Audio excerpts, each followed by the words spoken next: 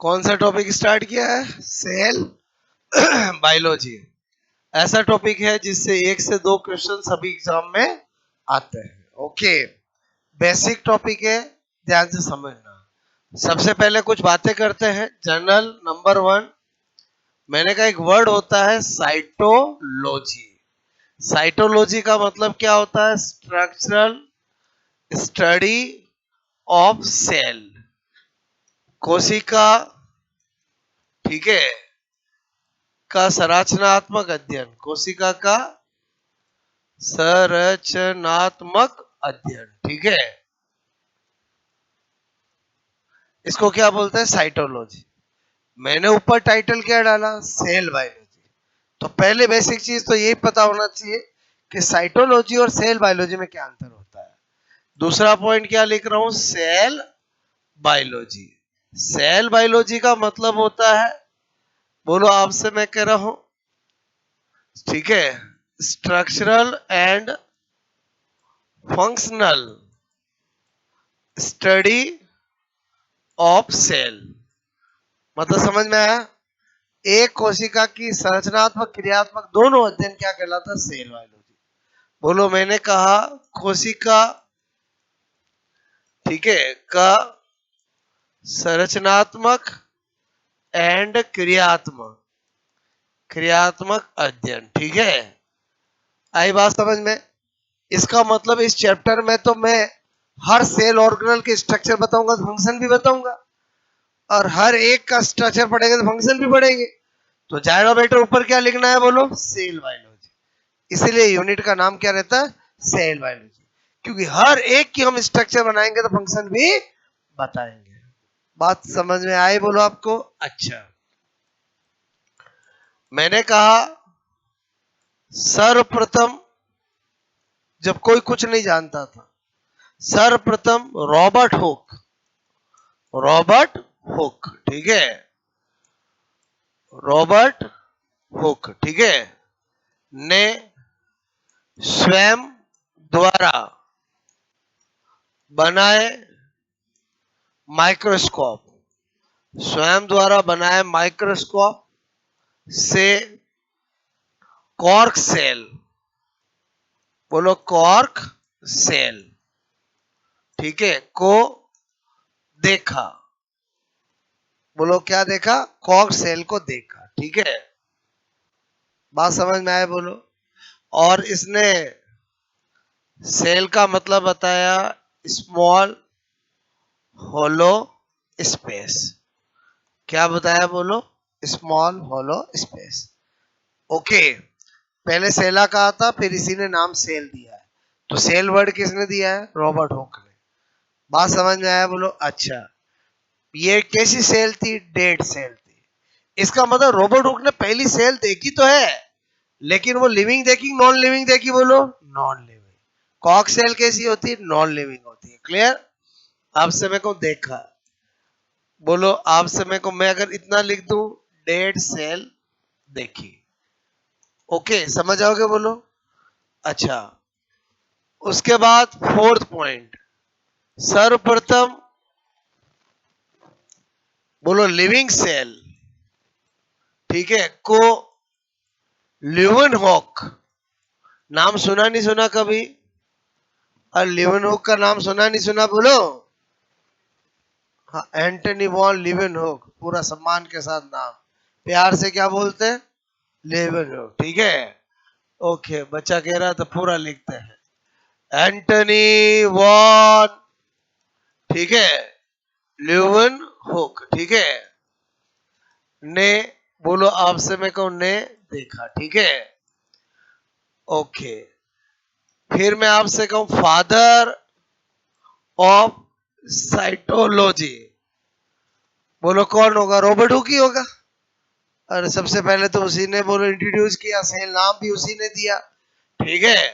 तो कौन होगा? बोलो, रॉबर्ट हुक, ठीक है, रॉबर्ट हुक, ठीक है। अच्छा, फादर ऑफ इंडियन साइटोलॉजी, ठीक है। हम जब भी कोई चीज पढ़ते हैं, तो हमें ये भी पता होना चाहिए।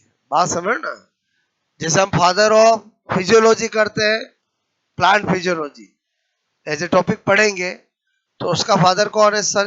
बोलो, स्टीफन हेल्स, नाम सुना होगा। But father of Indian plant physiology कौन है सर? जेसी बॉस। ऐसे इकोलॉजी पढ़ते हैं। और समझे समझे। और ये वाले ज्यादा पूछे जाते हैं आपको। कौन से वाले बोलो? इंडियन। ठीक है, ए के शर्मा। बोलो क्या है? ए के शर्मा। नाम से फीलिंग्स आती है, और आती कि नहीं आती बोलो?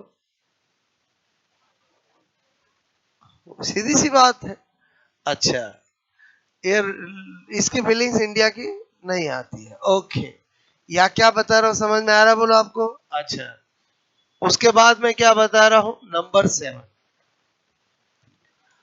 स्लाइडन एंड स्वान। नाम सुने बोलो? ने सेल थ्योरी, बोलो कोशिका सिद्धांत दिया। बहुत सी बार एग्जाम में पूछा गया है कि कोशिका सिद्धांत किसने दिया है बोलो? किसने दिया बोलो? इसमें एक जूलॉजिस्ट है, एक बॉटनिस्ट है। एक कौन है? एक कौन है? ये टॉपिक कॉमन है बोलो। और समझे समझे बोलो। सेल एनिमल में भी होती है, प्लांट में भी होती है। दोनों में अंतर भी देखेंगे। प्लांट में जो सेल ऑर्गेनल है वो भी पढ़ेंगे, एनिमल में वो भी पढ़ेंगे। सेल बायोलॉजी में क्लोरोप्लास्ट भी पढ़ते हैं, सेंट्रियोल भी पढ़ते हैं। और समझे समझे बोलो, क्लियर?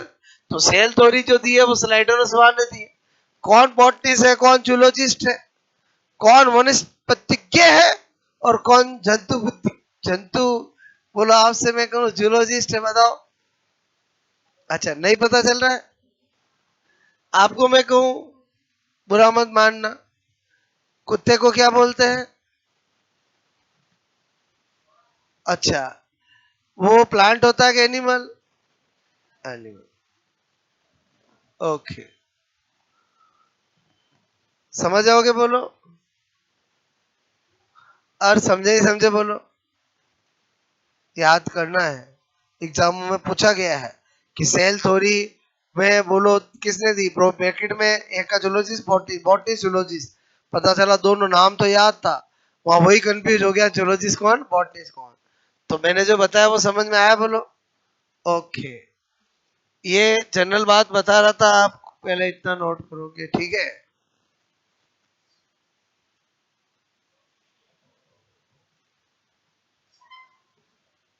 एक बार साइंटिस्ट नाराज हो जाए चलेगा, आपने याद होना जरूरी है।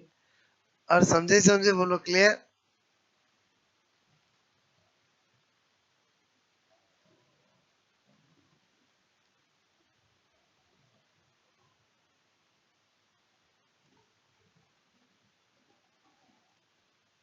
ये क्या लिखा समझ के बोलो? स्ट्रक्चरल स्टडी ऑफ सेल, ठीक है?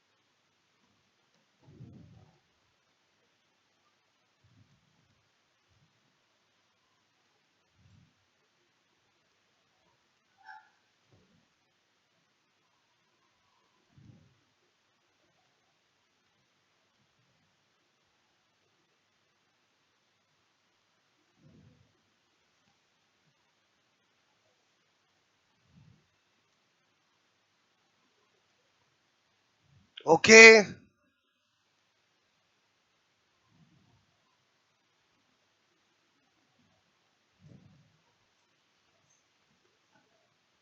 स्मॉल होलो स्पेस, समझ के बोलो। और पहले तो यही बोला इसने कहा कि यार मैंने कुछ चीज देखी है जिसका नाम सेला है, जो बोलो एक्चुअली इसने पहले तुलना मधुमक्खी के छत्ते से की। और किसे की? मधुमक्खी के छत्ते से की, बात समझ ना। बाद में सेला को क्या बोल दिया? सेल बोला। अरे समझे समझे, पहली पहली बार देखा ना, कोई कुछ नहीं जानता था, जो इसने देखा वो इसके मन में आया वो बता दिया। किससे तुलना की थी बोलो? मधुमक्खी के छत्ते से की। क्लियर? तो अब आई थिंक इतनी बात समझ में आई बोलो। अच्छा, चाहे कुछ भी हो, फादर ऑफ सेल बायोलॉजी कौन होगा बोलो? साइटर रॉबर्ट हुक ही होगा ना।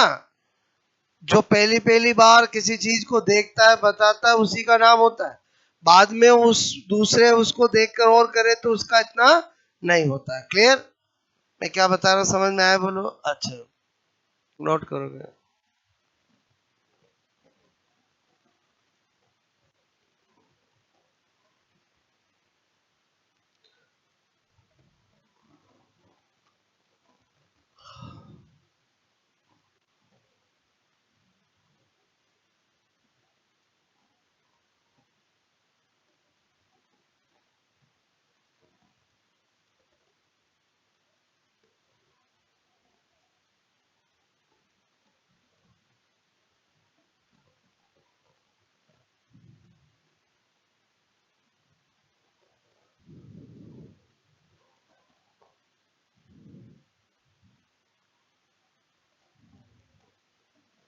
बी ए जेड समझ के बोलो, बॉटनिस्ट और जूलॉजिस्ट।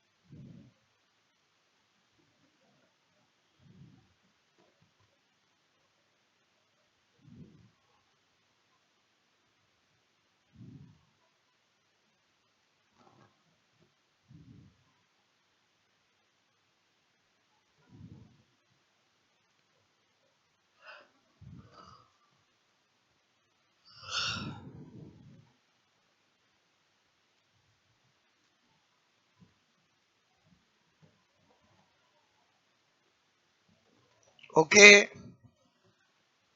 कभी पूछ ले एक्सेप्शन ऑफ सेल थ्योरी, कोशिका सिद्धांत का अपवाद क्या है? वायरस, क्योंकि ये लिविंग और नॉन लिविंग के बीच की कनेक्टिंग लिंक है। और समझे समझे बोलो, ठीक है। कोशिका सिद्धांत का अपवाद वायरस।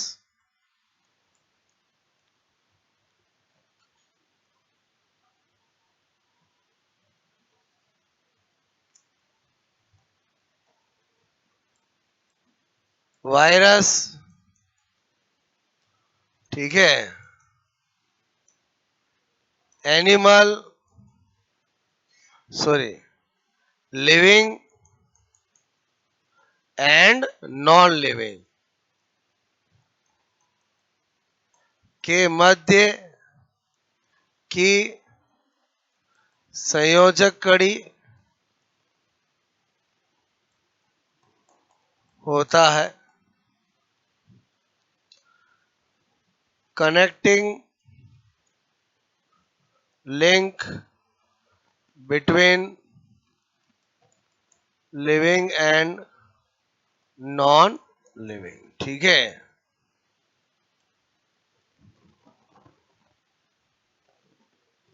जीवित और निर्जीव के बच्चे की क्या होती है? योजक कड़ी।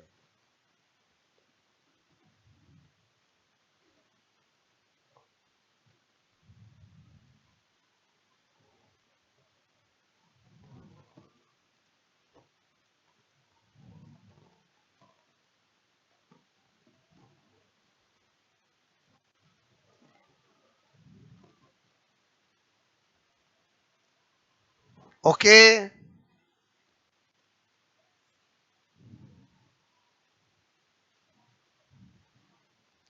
नंबर 10, ये एक बार जनरल बातें बता रहा हूं, ठीक है? हटा दूं?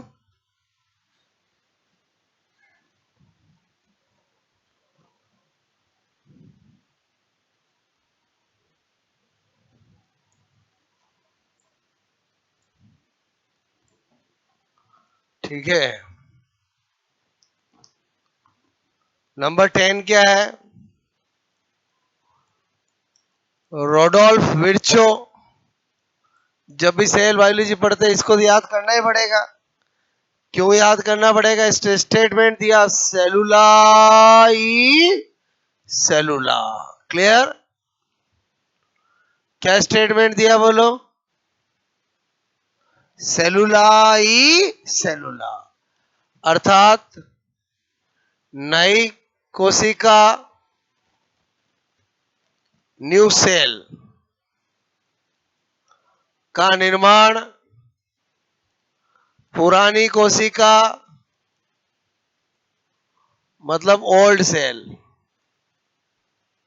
से होता है। समझे ही समझे बोलो। कितनी बार कंपटीशन में ये पूछा जा चुका है, सेलुलाई सेलुला स्टेटमेंट किसने दिया? किसने दिया भाई? रोडोल्फ विर्चो ने। ध्यान रखना, बहुत इंपॉर्टेंट है। क्लियर? और सेलुलाई सेलुला का मतलब समझ के बोलो? नई कोशिका का निर्माण पुरानी कोशिका से होता है। ठीक है?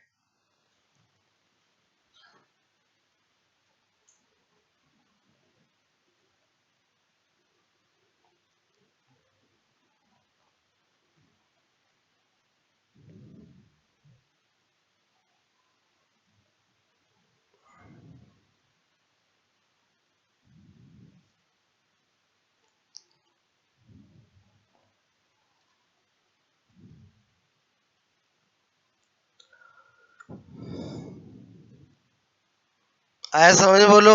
ठीक है। अब मैंने कहा हमें बेसिक बातें पहले क्या सीखनी है? डिफरेंस बिटवीन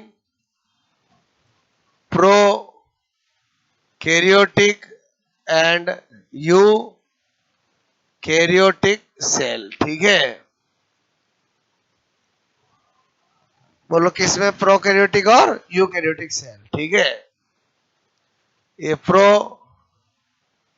कैरियोट, ठीक है, ये यू कैरियोट। ठीक है? Prokaryotic cell, eukaryotic cell. ठीक है? इधर देखो, प्रो का मतलब क्या होता है? प्रिमिटिव। कैरियोट का मतलब क्या होता है? न्यूक्लियस। ठीक है?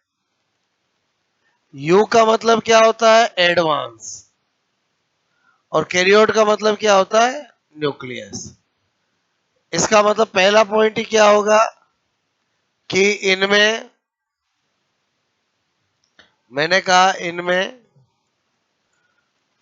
प्रीमिटिव न्यूक्लियस, प्रीमिटिव न्यूक्लियस मतलब आदिम केंद्रक उपस्थित। प्रोकैरियोटिक सेल में न्यूक्लियस कैसा होता है? प्रिमिटिव। ठीक है? इसमें, इनमें एडवांस न्यूक्लियस उपस्थित। दूसरा पॉइंट क्या? मैंने अगर प्रिमिटिव न्यूक्लियस बोला इसका मतलब क्या है? मैंने कहा इनके न्यूक्लियस में, न्यूक्लियस में न्यूक्लियर मेम्ब्रेन, न्यूक्लियर मेम्ब्रेन का मतलब हिंदी में क्या? केंद्रक झिल्ली, केंद्रक झिल्ली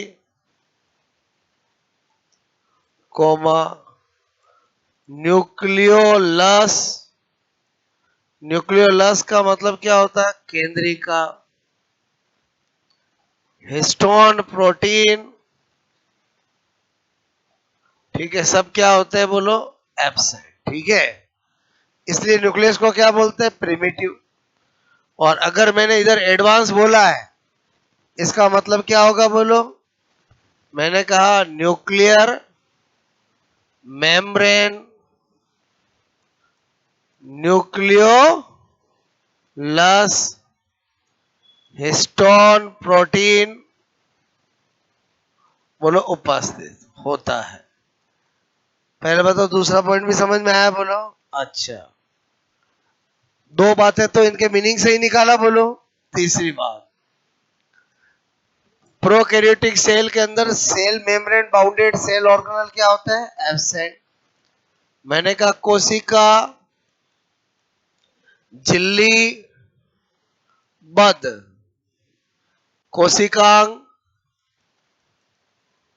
अनुपस्थित, अनुपस्थित। ठीक है, क्या कह रहा हूं, सेल मेम्ब्रेन, बोलो membrane bounded cell organelle absent. ठीक है, और इधर इतना सा लिख दो बोलो, उपस्थित समझ जाओगे बोलो, प्रेजेंट। ठीक है, इसका मतलब अगर मुझे कोई पूछे माइटोकॉन्ड्रिया होगा क्या, नहीं। गोल्जी बॉडी होगा क्या, नहीं। हर वो सेल ऑर्गन जो मेम्ब्रेन बाउंडेड है वो इधर एब्सेंट होगा, इधर प्रेजेंट होगा। समझ गए बोलो, एक ही लाइन में आ गया है। फिर मैंने कहा यहां पर मीजोसोम, मीजोसोम, ठीक है, क्या होता है, उपस्थित। इधर क्या होता है बोलो, मीजोसोम, बोलो आपसे मैं कहूं एब्सेंट। एक्चुअली इनमें मीजोसोम क्या है, मैंने कहा एनालोगस ऑफ माइटोकॉन्ड्रिया। जो काम हमारे माइटोकॉन्ड्रिया करता है यूकेरियोटिक सेल में, वो काम इनमें कौन करता है, मीजोसोम करता है। वो काम, इसका मतलब एनालोगस के होमोलोगस, एनालोगस, एनालोगस होमोलोगस, समझते हो नहीं समझते बोलो। कोई कार्य में समान हो, एनालोगस, कोई संरचना में समान हो, होमोलोगस। क्लियर। तो मैंने कहा मीजोसोम, ठीक है, बोलो मैंने कहा ये इनमें क्या होता है, उपस्थित होता है। और एनालोगस टू माइटोकॉन्ड्रिया है, एनालोगस ऑफ माइटोकॉन्ड्रिया। अरे माइटोकॉन्ड्रिया के समवर्ती, समझे नहीं समझे बोलो, क्लियर। और इधर तो बोलो क्या होगा, एब्सेंट, क्योंकि इधर तो साक्षात माइटोकॉन्ड्रिया होता है। कहाँ जरूरत है मीजोसोम की, समझ में आया बोलो। अच्छा, नंबर 5, प्लाज्मिड, नाम सुना, प्लाज्मिड नाम सुना। इधर क्या होगा, उपस्थित, और इधर क्या होगा बोलो, प्लाज्मिड एब्सेंट। समझे नहीं समझे बोलो। प्लाज्मिड होता क्या है, एक्स्ट्रा क्रोमोसोमल पार्ट, उसको क्या बोलते हैं, प्लाज्मिड। ये कितनी बार एग्जाम में पूछ लिया है, प्लाज्मिड क्या होता है। आंसर क्या जाएगा, एक्स्ट्रा क्रोमोसोमल पार्ट। बायोटेक्नोलॉजी में तो पूरा प्लाज्मिड, उसकी सब स्ट्रक्चर सब कुछ पढ़ते हैं। और समझे समझे बोलो। मुझे एज ए कैरियर प्लाज्मिड चाहिए, बताओ मुझे किसके पास जाना पड़ेगा, बैक्टीरिया के पास, प्रोकैरियोट के पास, क्योंकि यूकैरियोट में तो होता ही नहीं है। और समझे समझे बोलो। अच्छा, नंबर 6, 70s राइबोसोम उपस्थित। इधर क्या लिखूं, क्या लिखूं, very good, 70s and 80s दोनों राइबोसोम उपस्थित। 70-80 दोनों होते हैं, उधर 70 होते हैं। आपको कि सर कैसे, जो यूकैरियोटिक सेल होगी उसमें क्लोरोप्लास्ट होगा, जो यूकैरियोटिक सेल होगी उसमें माइटोकॉन्ड्रिया होगा। माइटोकॉन्ड्रिया और क्लोरोप्लास्ट के अंदर क्या होता है, 70s, और बाकी साइटोप्लाज्म में क्या रहता है, 80s। तो दोनों ही हुए ना, फिर से बोलो। और समझे समझे बोलो, क्लियर। अच्छा, आगे देखो, नंबर 7, ये हम क्या कर रहे हैं बोलो, प्रोकैरियोटिक यूकैरियोटिक सेल में अंतर देख रहे हैं। Bacterial photosynthesis, photo photo photo synthesis में O2 रिलीज नहीं होती है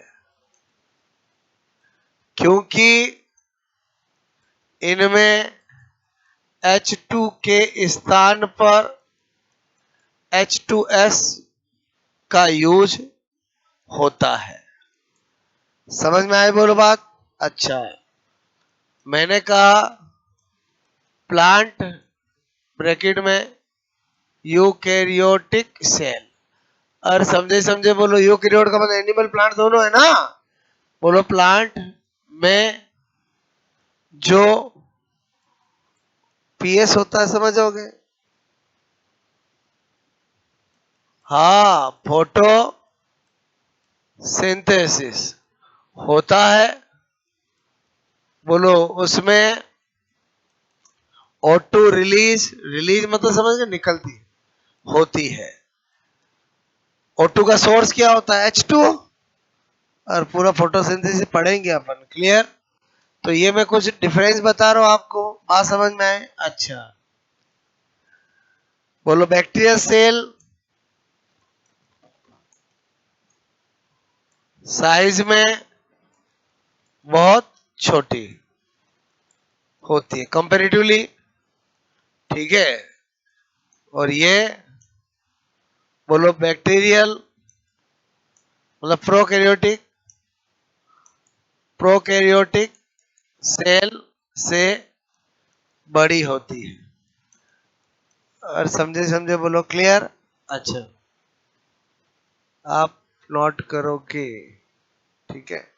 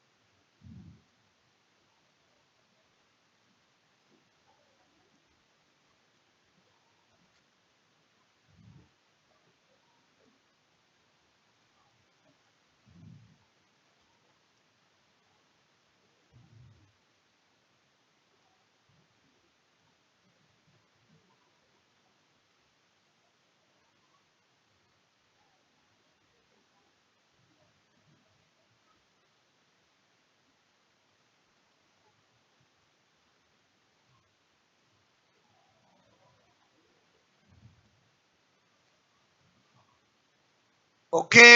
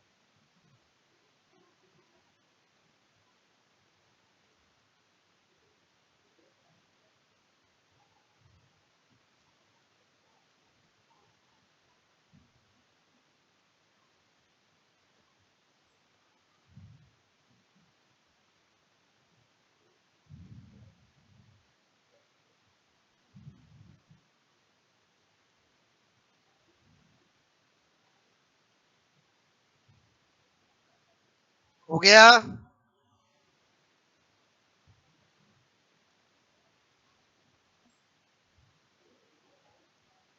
ठीक है।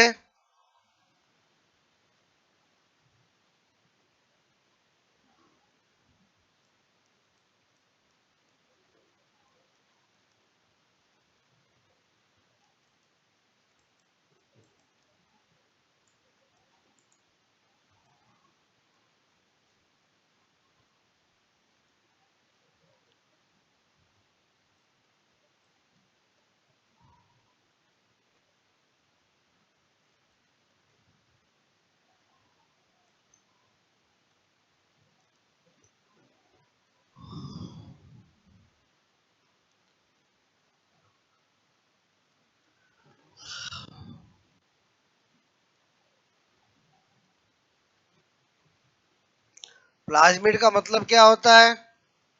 एक्स्ट्रा क्रोमोसोमल पार्ट, ऐसा ही ऑप्शन में लिखा हुआ आता है।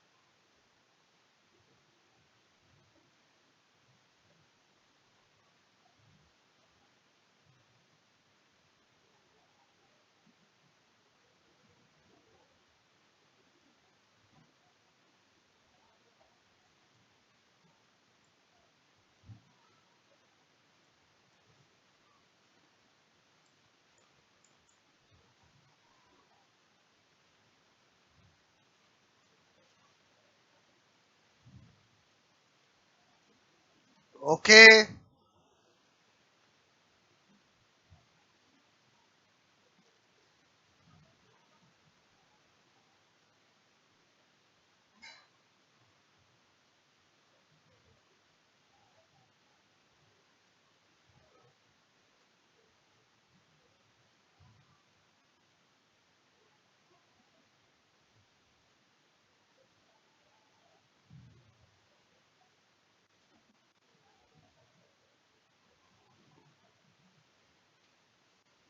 हो गया?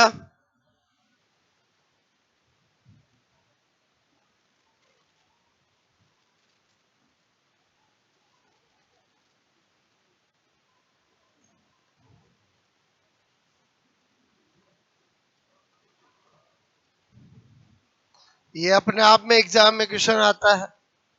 बैक्टीरियल फोटोसिंथेसिस में O2 क्यों नहीं निकलती है? कारण क्या होगा? क्योंकि H2O की जगह क्या यूज किया जाता है? H2S। बात समझ ना?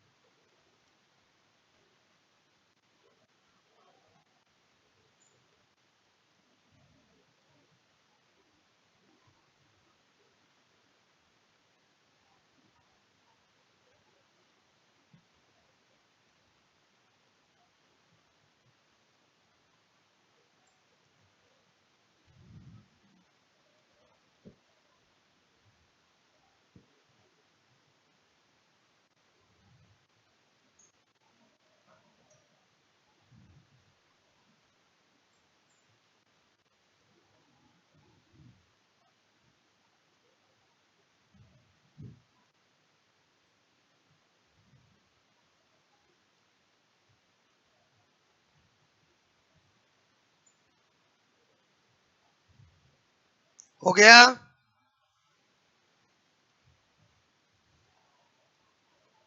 क्या है ये नोट बोलो?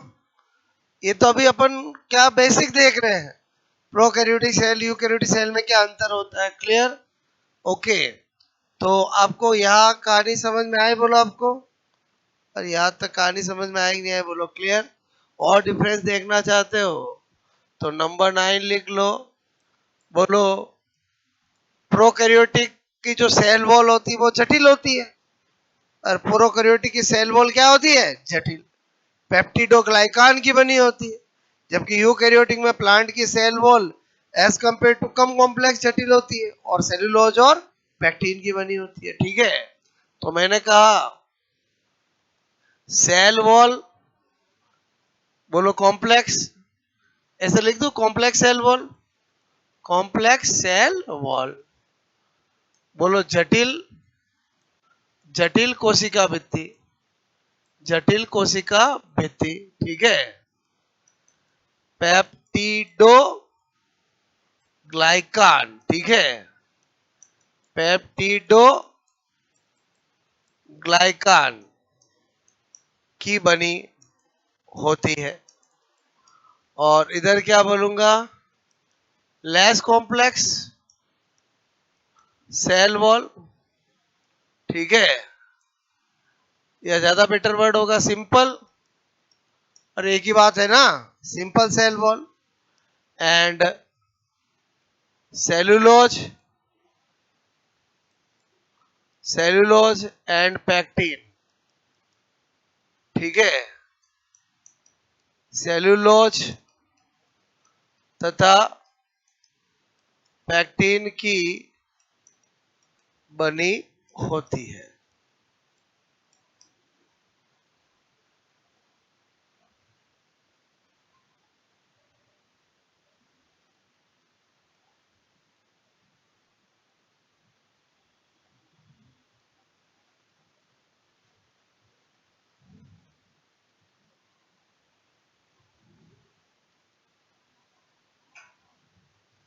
ठीक है? समझे कि नहीं समझे मेरी बात? पहले बताओ प्रोकैरियोटिक सेल यूकैरियोटिक में अंतर बताया। कल हम प्लांट सेल एनिमल सेल में अंतर देखेंगे, फिर एक सेल में क्या क्या होता है वो देखेंगे, और फिर कहानी चालू होगी सेल वॉल के स्ट्रक्चर फंक्शन, सेल मेम्ब्रेन की स्ट्रक्चर फंक्शन, साइटोप्लाज्म में सभी सेल ऑर्गेनल की स्ट्रक्चर फंक्शन, और न्यूक्लियस की स्ट्रक्चर फंक्शन। बोलो बात समझो ना? ठीक है? ओके, इतना नोट कर लिया बोलो? ठीक है, चलो।